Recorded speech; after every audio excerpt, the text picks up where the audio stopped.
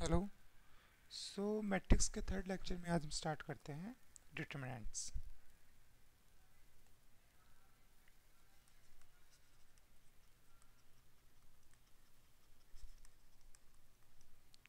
First of all हम देखते हैं मैट्रिक्स में डिटरमिनेंट किस टाइप से डिफाइन होते हैं एंड ये सब इन सब का ओरिजिन कहाँ से हुआ। तो फर्स्ट ऑफ ऑल हम डिटरमिनेंट के लिए हम homogeneous system of linear equation लेते हैं टू वेरिएबल्स के लिए।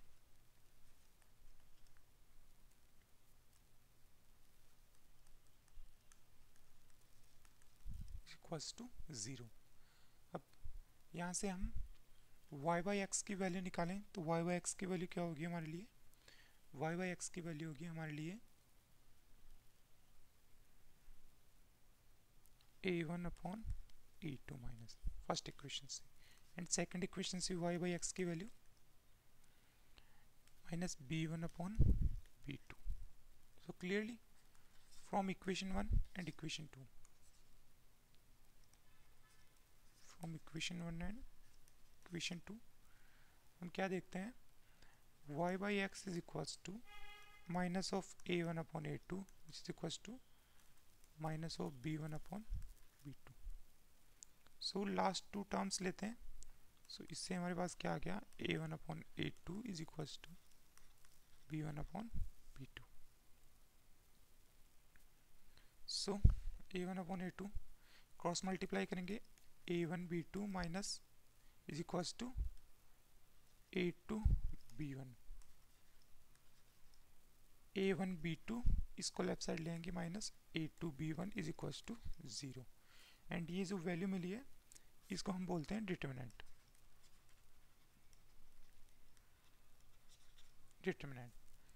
एंड ये इसको हम एक्सप्रेस किस टाइप से करते हैं? a1 b2 a2 b1 को a1 a2 b1 b2, and ये डिटरमिनेंट है हमारे पास टू ऑर्डर की मैट्रिक्स का। इसको डिटरमिनेंट को एक्सप्रेस करते हैं हम डी से, डिटरमिनेंट के फर्स्ट लेटर डी से। डिटरमिनेंट की डेफिनेशन के बाद अब हम चलते हैं नए टॉपिक हमारे माइनर्स। उसके बाद हम हायर ऑर्डर की मैट्रिक्स का डिटरमिनेंट भी देखेंगे। फर्स्ट ऑफ ऑल हम देखते हैं माइनर्स।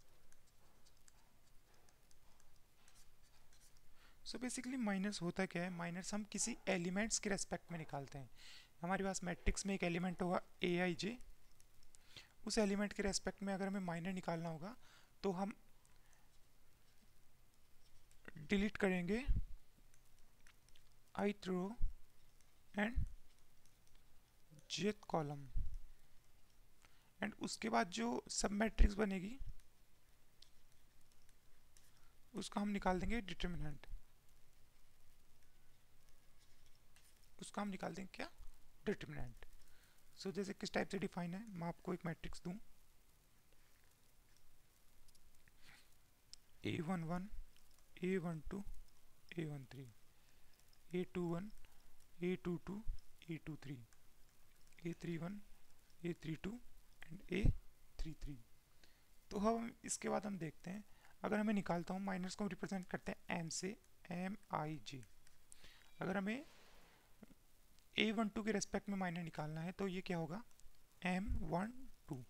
a12 के रेस्पेक्ट में निकालना है तो इसमें रो कौन सी है? फर्स्ट रो, तो फर्स्ट रो को डिलीट कर दो, एंड कॉलम कौन सा है? सेकंड कॉलम को डिलीट कर दो।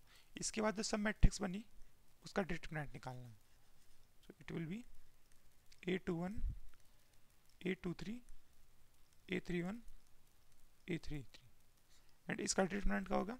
फर्स्ट a21 को क्रॉस मल्टीप्लाई करेंगे a33 से, a21 a33 माइनस इसको इससे मल्टीप्लाई करेंगे, okay, a23 minus a23 a31 into, okay.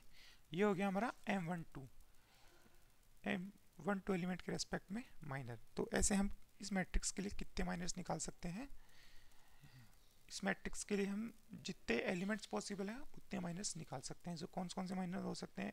m12 m11 m13 m21 and so on, m31 m32 and m33।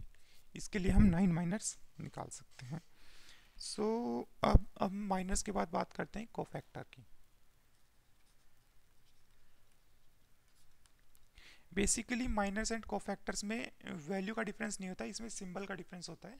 Cofactor basically होते क्या है, कोफैक्टर अगर कोफैक्टर को सी से रिप्रेजेंट करूँ, सी आई जे, सो के कोफैक्टर होंगे -1 प्लस जे एम आई जे। अगर हमें दिया हुआ हो M31 दिया हुआ हो, अगर हमें 5 -5, so what will be C31? C31 is equals to -1 plus 1 5 -5, so ये क्या होगा, C31 will be -1 into -5, -1 1 dot -5, it will be -5। अगर आपको मैं अगला एग्जांपल दूं, M23 आपको दिया हुआ हो -9, सो C23 क्या होगा, -1 plus 3 -9, -1 plus 3 -1 and -9, so here minus multiply by 9। Okay, so minor and cofactor में डिफरेंस क्या है, फर्स्ट ऑफ ऑल हम किसी मैट्रिक्स के लिए माइनर निकालेंगे एंड देन उसके बाद कोफैक्टर निकालेंगे। तो माइनर बेसिकली उस एलिमेंट्स के रेस्पेक्ट में निकलते हैं, तो उस एलिमेंट के लिए हम वो रो एंड वो ith row and jth column delete कर देते हैं। उसके बाद हम जब डिलीटिंग रो एंड कॉलम के बाद जो सब मैट्रिक्स बची उसका डिटरमिनेंट निकाल लेते हैं। तो डिटरमिनेंट के बाद जो वैल्यू आती है वो हमारी माइनर होती है। एंड उसके साथ एक कोफैक्टर का बेसिकली एक सिंपल सा फॉर्मूला है, C I J equals to -1 plus J M I J, इससे हम कोफैक्टर निकाल लेते हैं। सो अब हम देखते हैं expansion of determinant.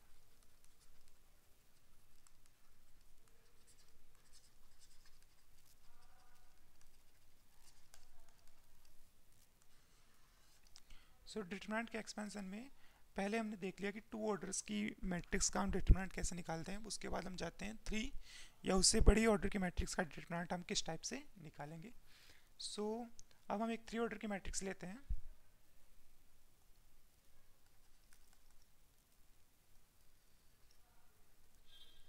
A1 B1 C1, A2 B2 C2, A3 B3 C3।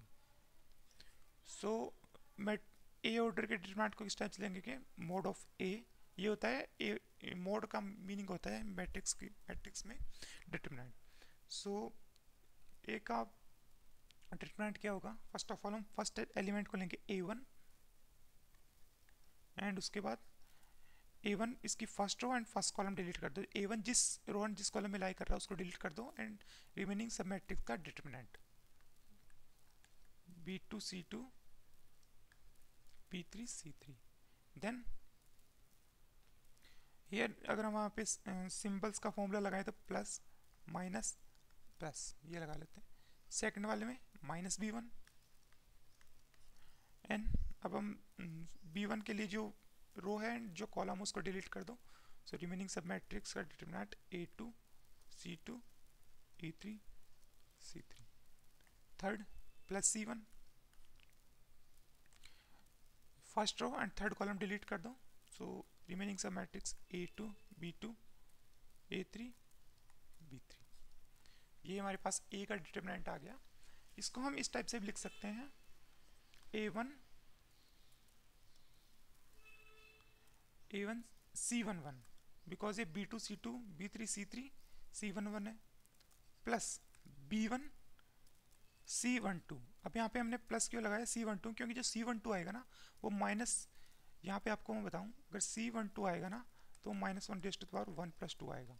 तो -1 प्लस 2 पहले ही माइनस बाहर लेके आ जाएगा, तो हमें यहाँ पे माइनस लिखने की जरूरत नहीं है, प्लस है C12 प्लस C1 C13। ये भी एक कोफैक्टर से डिटरमिनेंट का फॉर्मूला है।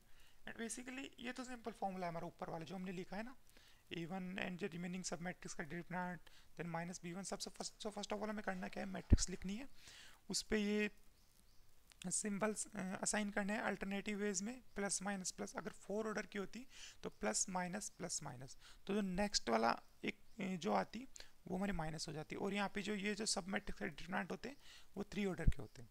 सो जैसे जैसे हम थ्री ऑर्डर की मैट्रिक्स का निकालने मैट्रिक्स का डिटरमिनेंट निकालना काफ़ी ईजी है, बट जैसे जैसे हम उसके आगे जाते हैं तो हमारे लिए ये सब चीज़ें काफ़ी टफ होती जाती हैं।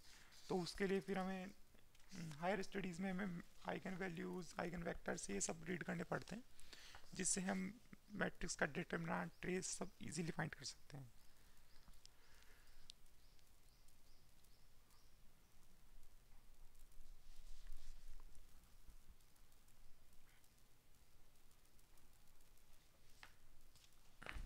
एंड इसी डिटरमिनेंट को अगर मैं माइनस की फॉर्म में लिखूं तो a11 माइनस b1 m12। यहाँ पे माइनस इसलिए आएगा क्योंकि m12 कभी -1 लेके नहीं आता, तो माइनस बाहर कभी नहीं निकाल सकता, इसलिए हमारा यहाँ पे माइनस आ गया, प्लस c1 m13। ये कोफैक्टर की डेफिनेशन में, ये माइनस की डेफिनेशन में और ये जनरल डेफिनेशन में। आप किसी से भी आंसर निकालो, आंसर हमेशा सेम आएगा। तो अब हम देखते हैं, अब हमारा नेक्स्ट पार्ट है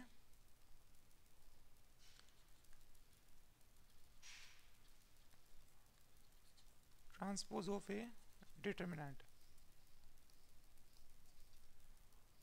अगर हमारे पास डी एक डिटरमिनेंट है जो किसका ट्रांसपोज है, हमारे पास a1 b1 c1 a2 b2 c2 and a3 b3 c3। तो इसका जो ट्रांसपोज होगा इस डिटरमिनेंट का वो क्या होगा, a1 a2 a3 b1 b2 b3 c1 c2 and c3। हमने रोज को कॉलम्स में कन्वर्ट कर दिया एंड कॉलम्स को रोज में कन्वर्ट कर दिया। सो इसके बाद अगर हम डिटरमिनेंट की वैल्यू निकालेंगे, आपके पास ये दो डिटरमिनेंट है, अगर इनकी वैल्यू निकालोगे आप तो दोनों की वैल्यू हमेशा इक्वल आएगी। आप ये निकाल के चेक करना, ये होमवर्क के लिए आपके। अगर फिर भी डाउट रहे तो आप कमेंट में डाल देना, मैं इसको सॉल्व कर दूंगा। ओके, सो अब हम देखते हैं कुछ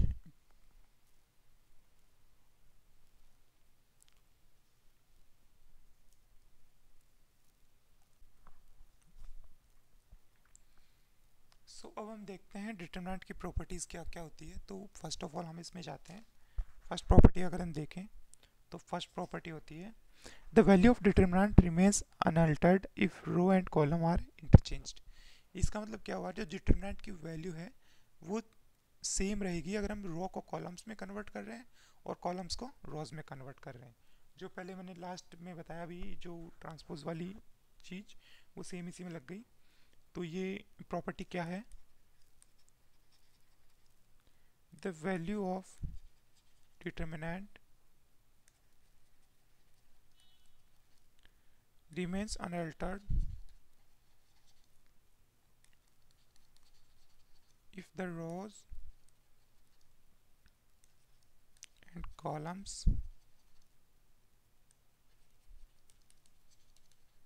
are interchanged। interchanged meaning हमारे पास एक 3x3 की मैट्रिक्स है, a1 b1 c1 एक डिटरमिनेंट है, a2 b2 c2 a3 b3 c3। इसकी वैल्यू अगर हम इसके रॉस को कॉलम्स में कन्वर्ट कर दें और कॉलम्स को रॉस में कन्वर्ट कर दें तो सेम रहेगी। सो इसके रॉस को कॉलम्स में कन्वर्ट करें, a1 b1 c1 a2 b2 c2 a3 b3 and c3। सो ये हमारे पास प्रॉपर्टी थी कि कॉलम्स को रॉस में कन्वर्ट कर दो एंड रॉस को कॉलम्स में कन्वर्ट कर दो, डिटरमिनेंट की वैल्यू सेम रहेगी। हम इसका प्रूफ कैसे करेंगे, आप आइडिया लगा सकते हो। इसका प्रूफ करने के लिए हमें इस डिटरमिनेंट की वैल्यू निकाल लो एंड इस डिटरमिनेंट की वैल्यू निकाल लो, फिर दोनों में टर्म्स को वेरीफाई कर लो। तो अगर दोनों के टर्म्स इक्वल हैं तो डिटरमिनेंट की वैल्यू इक्वल होगी, अगर दोनों के टर्म्स इक्वल नहीं है तो डिटरमिनेंट की वैल्यू इक्वल नहीं होगी। ये सब प्रूफ आप होमवर्क के लिए करना। सो अब हम चलते हैं सेकंड प्रॉपर्टी में। सेकंड प्रॉपर्टी बोलती है इफ एनी टू रॉज और columns of determinant be interchanged, the value of determinant is changed its sign only. Like if any two rows or columns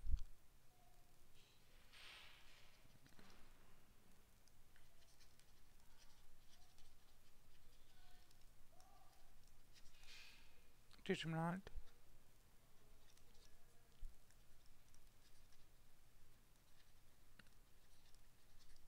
be interchanged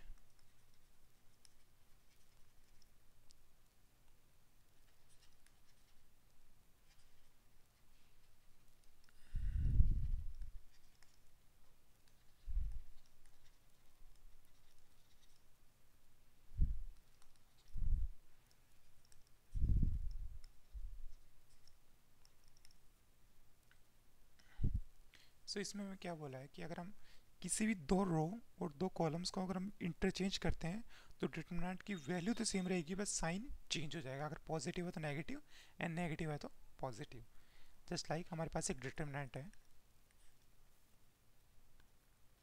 a1 b1 c1 a2 b2 c2 a3 b3 c3।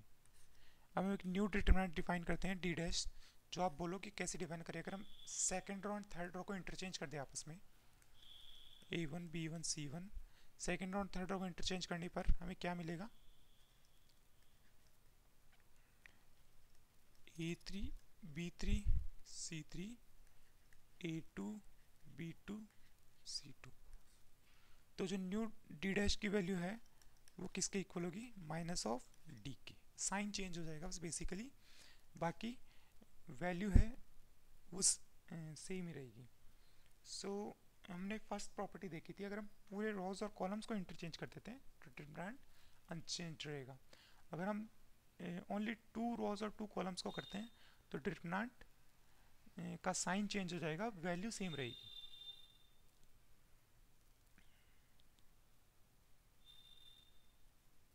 सो अब हम इसके लिए एक note लिखते हैं।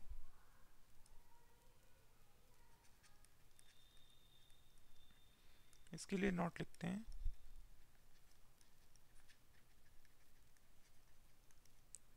is symmetric determinant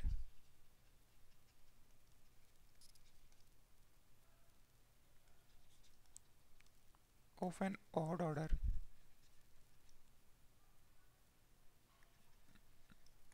has value 0।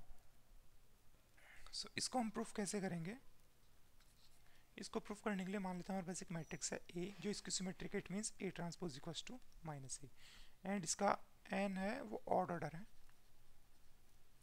So A transpose का determinant equals to minus A का determinant, so it will be A transpose का डिटरमिनेंट किसके इक्वल होगा, A के डिटरमिनेंट के इक्वल होगा, एंड माइनस A का determinant minus one raise to the power n and determinant of A minus one raise to the power n, क्योंकि n odd order है तो ये क्या होगा, माइनस हो जाएगा।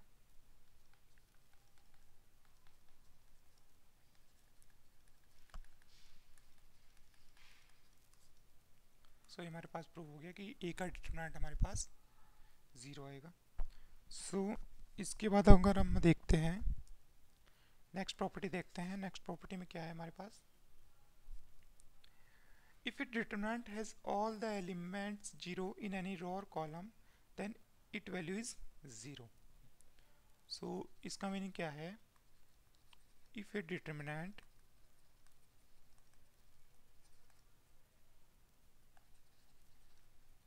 has all the elements 0 by any row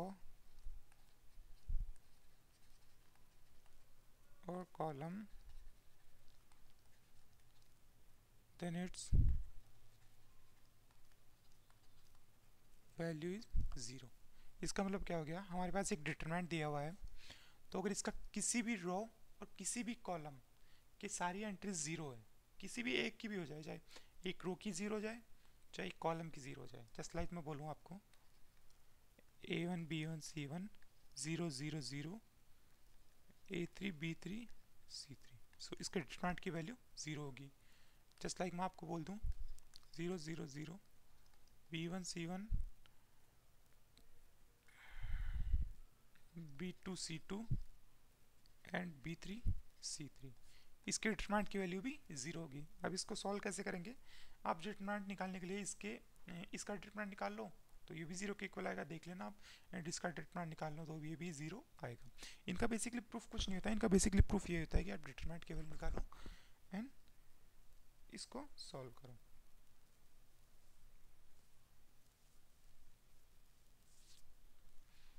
अब हमारे पास नेक्स्ट प्रॉपर्टी है, if a determinant has only two rows और columns identical then it value is zero.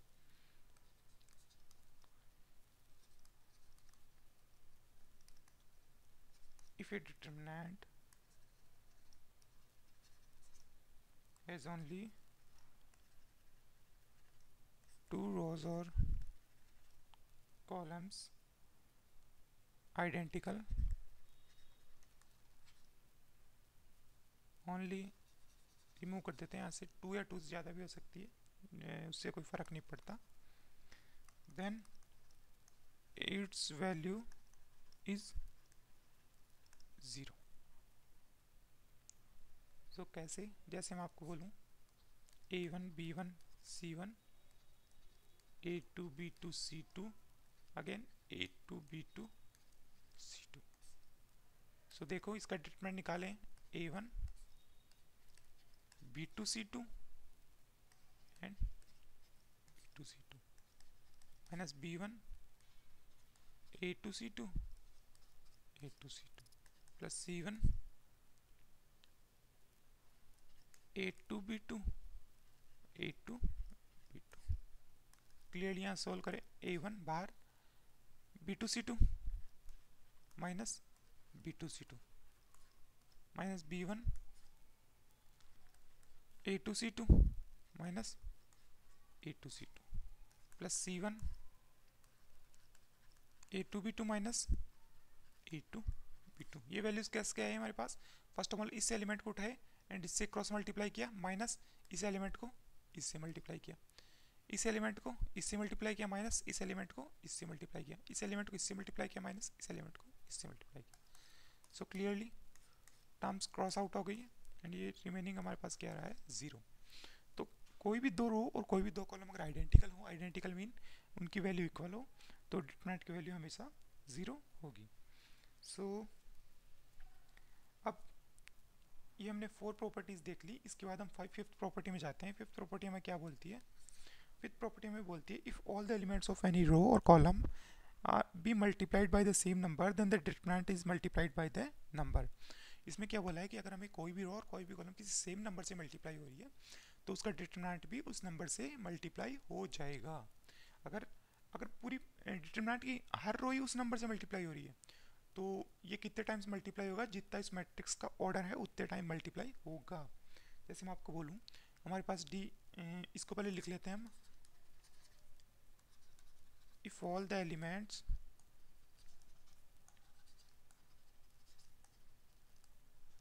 Of any row और column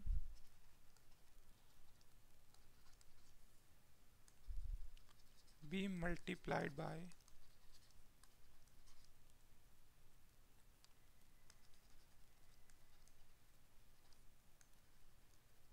the same number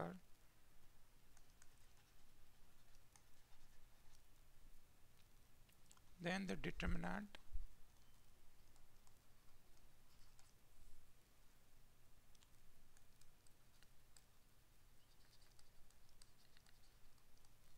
is multiplied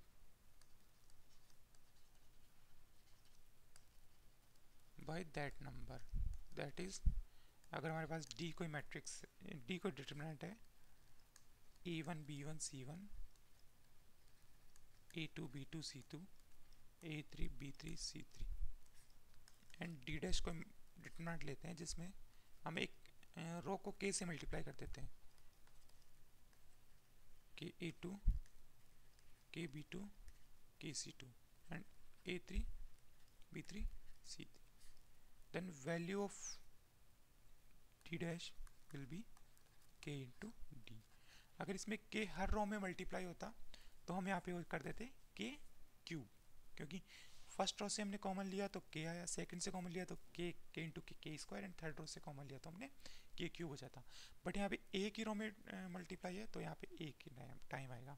just like a कोई matrix है M cross N की, अगर हम ए को के से मल्टीप्लाई कर देते हैं, सो के ए का डिटरमिनेंट होगा एम क्रॉस एन नहीं, एम क्रॉस एम की के का डिटरमिनेंट होगा, क्योंकि के टाइम्स हो गया इसमें, के में के एम रोज में आ गया, so K raise to the power M determinant of A, अगर इस टाइप से होता तो। ओके, सिक्स प्रॉपर्टी हमें बोलती है if each element of any row और column can be expressed as the sum of two terms, then the determinant can be expressed as the sum of two determinants. So क्या बोलती है हमें six property, if each element of any row और column, so basically इसमें जो भी properties रो के लिए होगी वो डेफिनेटली कॉलम्स के लिए भी होगी, क्योंकि रो और कॉलम्स को इंटरचेंज करने पर डिटरमिनेंट हमेशा सेम रहता है। सो उससे कोई फ़र्क नहीं पड़ता कि हम रो के लिए बोल रहे हैं कॉलम के लिए बोल रहे हैं, रो और कॉलम सेम थिंग है। Can be expressed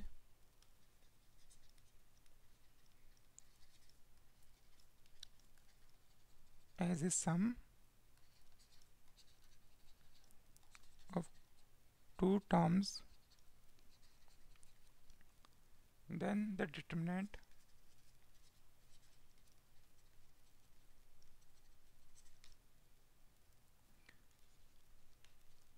can be expressed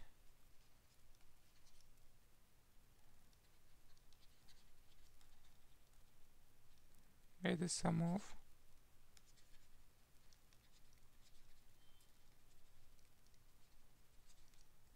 two determinants, that is अब हमारे पास यहाँ पे एक डिटरमिनेंट है जिसको हम लिख रहे हैं a1 plus x, b1 plus y, c1 plus z, a2 b2 c2 and a3 b3 c3। यहाँ पे ये डिटरमिनेंट अगर इस टाइप से है तो हम इसको कैसे लिख सकते हैं, डिटरमिनेंट की कोई भी रो और कॉलम टू टर्म्स के सम में है तो इसको डिटरमिनेंट को भी हम सम के फॉर्म में लिख सकते हैं, a1 b1 c1, first of all हम फर्स्ट एलिमेंट ले लिए, then a2 b2 c2, a3 b3 c3 plus determinant of x y z, a2 b2 c2, a3 b3 c3। Again इसको वेरीफाई करने का एक ही फॉर्मूला है कि आप डिटरमिनेंट निकाल लो, उससे आप इजीली वेरीफाई कर सकते हो इन सब फॉर्मूलाज को। सो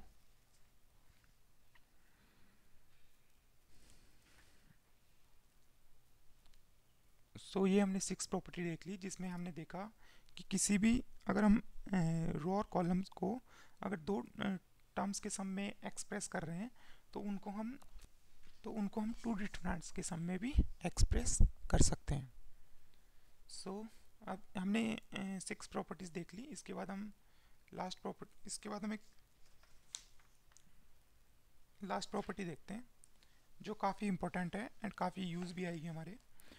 तो लास्ट प्रॉपर्टी हमारे पास सेवंथ प्रॉपर्टी, जिसमें हम देखेंगे the value of a determinant is not altered by adding to the element of any row और column a constant multiple of a corresponding element of any row और column, just like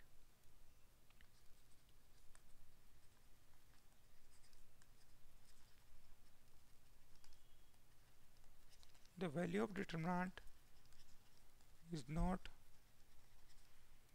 altered by adding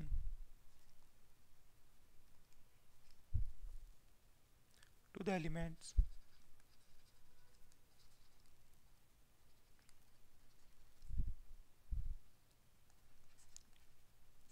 of any row or column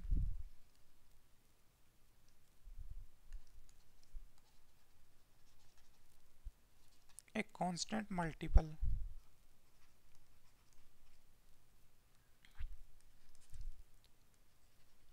of the corresponding element of any row और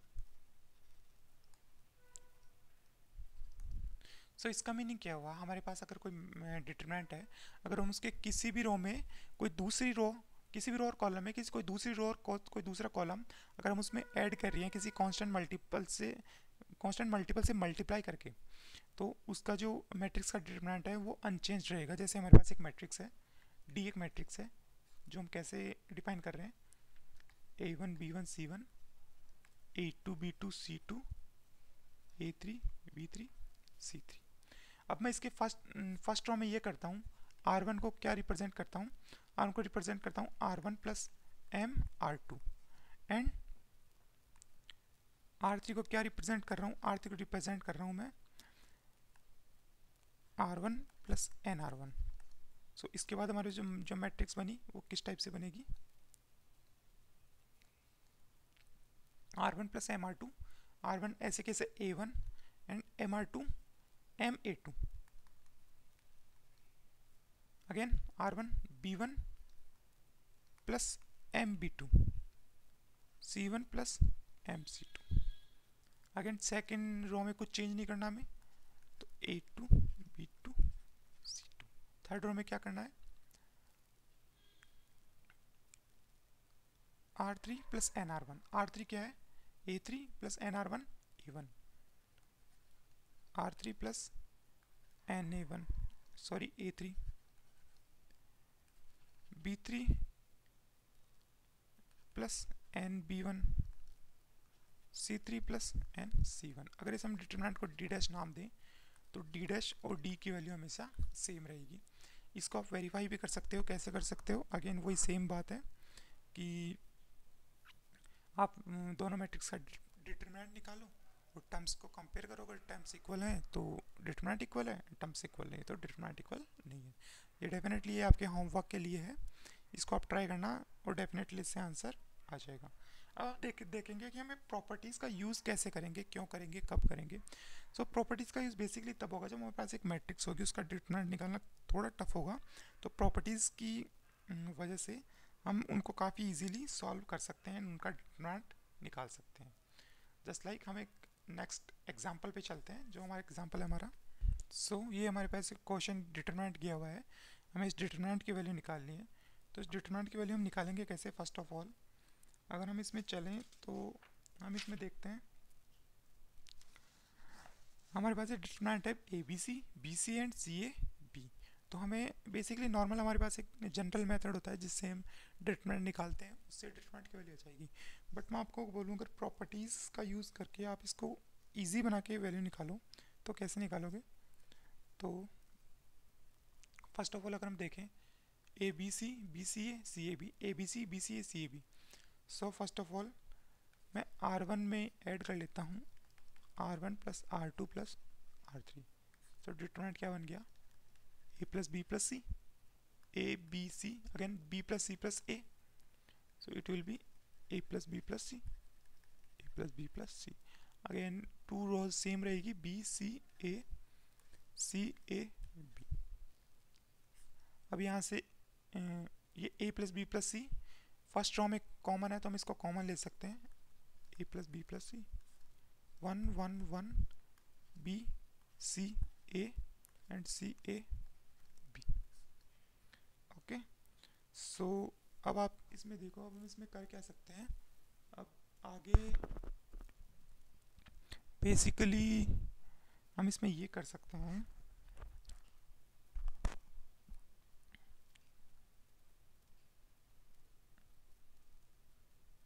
अब हम इन पे column पे apply करते हैं। Columns पे apply करने में हम ये कर सकते हैं, अगर हम फर्स्ट कॉलम को करें C1 minus C2 and second column को करें C2 माइनस C3। सो देखते हैं क्या मैट्रिक्स बनेगी आगे। ये same as it is C1 minus C2, it means this minus this 0 B minus C and C minus A, again this minus this 0 C minus A and A minus B, again 1 B। अब clearly हम इसका determinant निकाल सकते हैं simple sign use करके, plus minus plus, 0 के साथ इस कोफैक्टर का वैल्यू 0 इस ज़ीरो के साथ इसकी वैल्यू ज़ीरो, अगेन 1 के साथ निकालेंगे ए प्लस बी प्लस सी, 1 के साथ निकालेंगे तो ये रो एंड ये कॉलम डिलीट कर दो एंड इसका डिटरमिनेंट क्या होगा हमारे पास, B minus C A minus B minus C minus ए का होल स्क्वायर। ओके, सो अब जैसे ही हम इसको ओपन करेंगे A plus B plus C, इसको ओपन किया हमने तो क्या है हमारे पास, A B plus B C plus C A minus A square minus B square minus C square. And generally हमारे पास फॉर्मूला होता है ये होता है 3abc minus A cube minus B cube minus C cube. Okay, so ये हमारे पास final answer आ गया इसकी डिटरमिनेंट का, 3abc minus A cube minus B cube minus C cube. ये सेम आंसर अगर हम इसका जनरल डिटरमिनेंट निकालेंगे इस डिटरमिनेंट का जनरल वे में कोफैक्टर एंड माइनर से, तो भी आंसर हमारा वहाँ सेम रहेगा।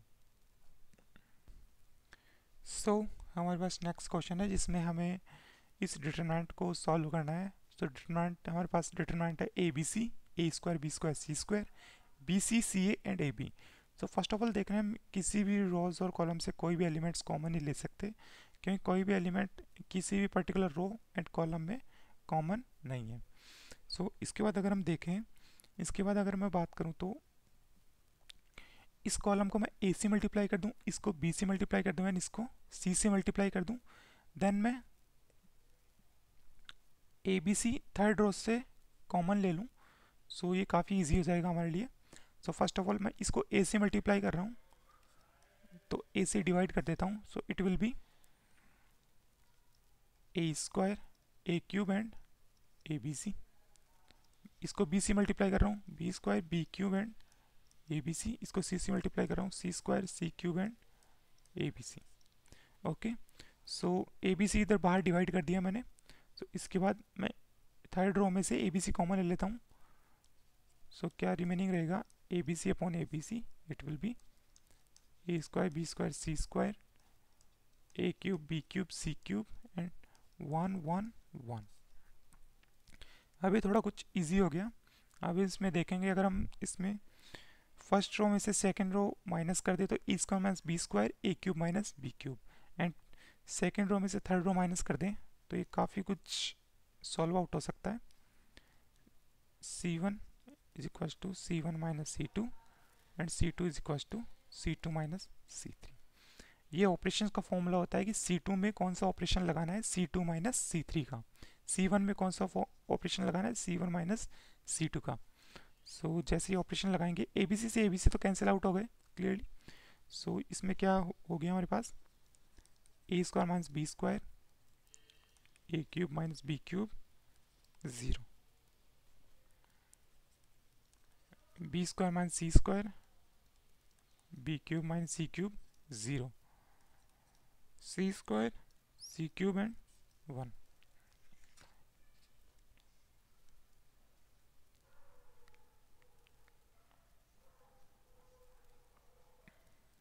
सो अब हम इसमें से देखो क्या कॉमन लें। इसमें से अगर हम फर्स्ट रो में से तो हम कॉमन ले सकते हैं, क्या कॉमन ले सकते हैं, a minus B, and second में से b minus c, and remaining हमारे पास क्या रहेगा, फर्स्ट में से ए माइनस बी कॉमन लेते हैं तो ए प्लस बी, ए क्यूब माइनस बी क्यूब में से ए माइनस बी कॉमन ले रहे हैं तो A square plus A B plus B square and 0। इसमें से बी माइनस सी कॉमन ले रहे हैं तो B plus C, B square plus B C plus C square and then 0, then third as it is रहेगी C square C cube and 1। Okay, so इसके बाद हम देखते हैं, इसके बाद हम इसका डिटरमिनेंट सॉल्व कर लेते हैं क्योंकि हमारे पास फर्दर कोई स्टेप नहीं लग रहा जिससे हम इसको इजी बना सकें। So A minus B and B minus C, टेंस का डिटरमिनेंट 1 के रेस्पेक्ट में निकाल लेते हैं। तो 1 के रेस्पेक्ट में कैसे निकालेंगे, 0 0 ये वाली इस रो के रेस्पेक्ट में निकाल लेंगे। सो प्लस माइनस प्लस, सो इन दो के रेस्पेक्ट में कोफैक्टर्स 0 होंगे एंड इसके रेस्पेक्ट में क्या होगा, इसके रेस्पेक्ट में होगा हमारे पास ए प्लस बी, इन दोनों को मल्टीप्लाई माइनस इन दोनों को multiply, b square plus B C plus C square minus b plus C, a square plus A B plus B square. लेकिन इसको मल्टीप्लाई करेंगे तो हमारे पास क्या टर्म्स आएगी, हमारे पास टर्म्स रहेगी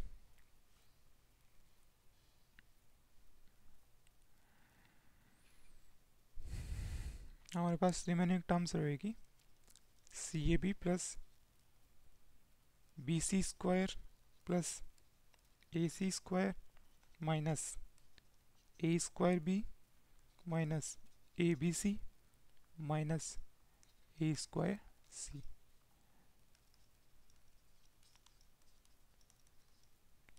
स्टार्टिंग के टर्म्स में से अगर हम सी कॉमन ले लें, only C, so remaining A B plus B C plus A C.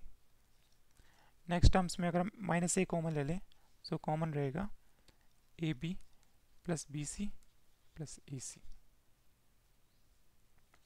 Okay,